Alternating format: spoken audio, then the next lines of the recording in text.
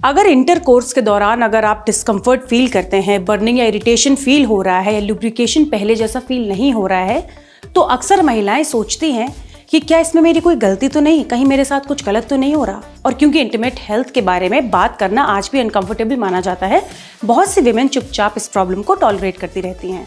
लेकिन सच ये है कि वजाइनल ड्राइनेस एक कॉमन मेडिकल कंडीशन है। सिर्फ मेनोपॉज के बाद ही नहीं, 20s और 30s की विमेन भी कभी ना कभी इसे एक्सपीरियंस कर सकती हैं। तो वजाइनल ड्राइनेस होती क्यों है, इसका क्या रीजन है, इसका मतलब बॉडी में कोई प्रॉब्लम है, क्या इसका ट्रीटमेंट पॉसिबल है और कब डॉक्टर को दिखाना जरूरी हो जाता है।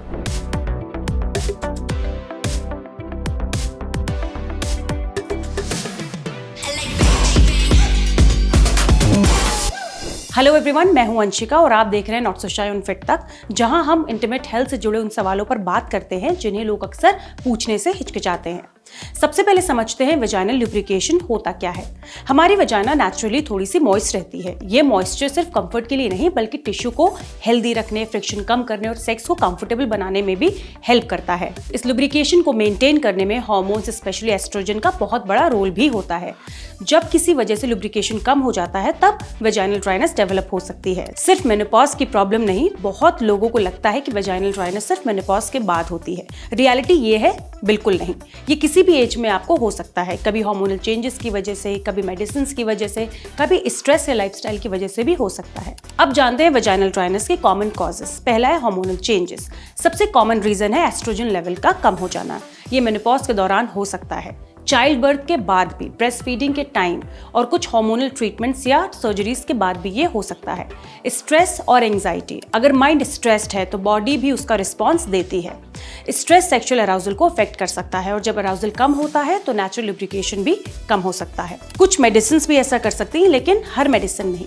लेकिन कुछ मेडिसिन जैसे कुछ एलर्जी मेडिसिन, कुछ एंटी डिप्रेसेंट्स या हार्मोनल ट्रीटमेंट्स वजाइनल ड्राइनेस का साइड इफेक्ट भी बन सकती हैं।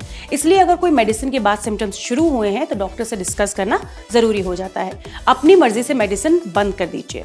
एडिक्वेट अराउजल ना होना, सेक्स के दौरान बॉडी को नेचुरली लुब्रिकेशन डेवलप करने के लिए टाइम चाहिए होता है। अगर बॉडी मेंटली या फिजिकली रेडी ना हो तो ड्राइनेस भी फील हो सकती है। ये किसी का फॉल्ट नहीं होता, ये बॉडी का नेचुरल रिस्पॉन्स है। कुछ मेडिकल कंडीशंस भी इसके पीछे का रीजन हो सकती हैं, जैसे कि डायबिटीज, ऑटो इम्यून डिसीजेस या कुछ कैंसर ट्रीटमेंट्स भी वजाइनल ड्राइनेस का रीजन बन सकते हैं। इसलिए अगर कोई प्रॉब्लम बार बार हो रही हो तो इवैल्यूएशन जरूरी है।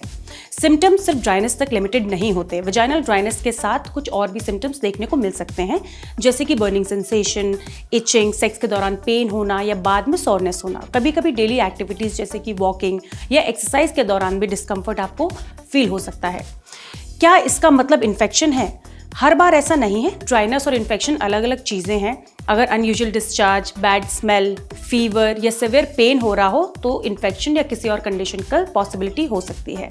ऐसे केसेस में डॉक्टर को दिखाना ज़रूरी है। अब बात करते हैं इसके सोल्यूशन की।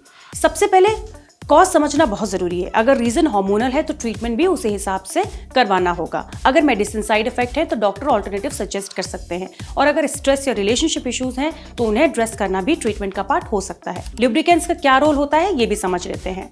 सेक्स के दौरान डिस्कम्फर्ट हो रहा हो तो वाटर बेस्ड लुब्रिकेंट्स का काफ़ी यूज़ लोगों के लिए हेल्पफुल हो सकता है। ये फ्रिक्शन कम करते हैं और सेक्स को ज़्यादा कंफर्टेबल बना सकते हैं। लेकिन अगर ड्राइनेस रेगुलरली हो रही है, सिर्फ लुब्रिकेंट यूज़ करना ही इनफ सोल्यूशन नहीं है। अंडरलाइंग कॉज समझना भी बहुत ज़रूरी है।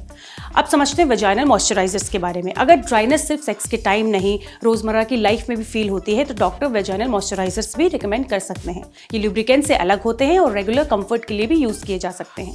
हार्मोनल ट्रीटमेंट की बात करें तो कुछ विमेन में स्पेशली मेनोपॉज के बाद doctor low dose vaginal estrogen therapy भी रिकमेंड कर सकते हैं। लेकिन ये ट्रीटमेंट हर किसी के लिए नहीं होता, इसलिए बिना मेडिकल एडवाइस के हार्मोनल प्रोडक्ट्स यूज नहीं करना चाहिए।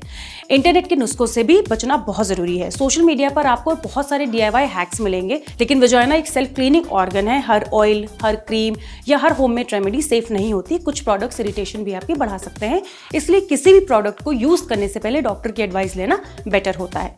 अब समझते हैं कि डॉक्टर के पास कब जाना चाहिए। ड्राइनेस बार बार हो रही हो, सेक्स आपका पेनफुल हो गया हो, ब्लीडिंग हो रही हो, बर्निंग या इचिंग सिवियर हो गई हो, ये सिम्टम्स आपकी डेली लाइफ को अफेक्ट कर रहे हो तो डिले मत कीजिए। गायनेकोलॉजिस्ट से कंसल्ट करिए। जल्दी डायग्नोसिस और ट्रीटमेंट से प्रॉब्लम को काफी इफेक्टिवली मैनेज किया जा सकता है। वेजाइनल ड्राइनेस कोई रेयर प्रॉब्लम नहीं है और ना ही ये शर्म की बात है। ये बॉडी का एक सिग्नल हो सकता है कि उसे थोड़ी अटेंशन की जरूरत है। जितना ओपनली हम डायबिटीज, ब्लड प्रेशर या थायराइड के बारे में बात करते हैं, उतनी ही नेचुरली हमें इंटीमेट हेल्थ के बारे में भी बात करनी चाहिए, क्योंकि अवेयरनेस ही टाइमली ट्रीटमेंट का पहला स्टेप है। तो अगर आज का एपिसोड हेल्पफुल लगा हो या आपको कुछ नया जानने को मिला हो, तो इसे उन लोगों के साथ भी शेयर कीजिए जो शायद ये सवाल पूछना चाहते हैं लेकिन हिचकिचाते हैं। मैं हूं अंशिका, आप देख रहे हैं not so shy on Fit तक। मिलते हैं अगले एपिसोड में एक और ऐसे टॉपिक के साथ जिसके बारे में बात करना जरूरी है। तब तक के लिए अपना ख्याल रखिए और देखते रहिए फिट तक। वेट, लाइफस्टाइल के लिए 10 अलग पेजेस क्यों फॉलो करना? Health, fitness, yoga, mental wellness, सब कुछ एक ही जगह, Fit Tak. Simple tips, expert insights, real conversations. Life upgrade करो easy way. Watch only on Fit Tak YouTube.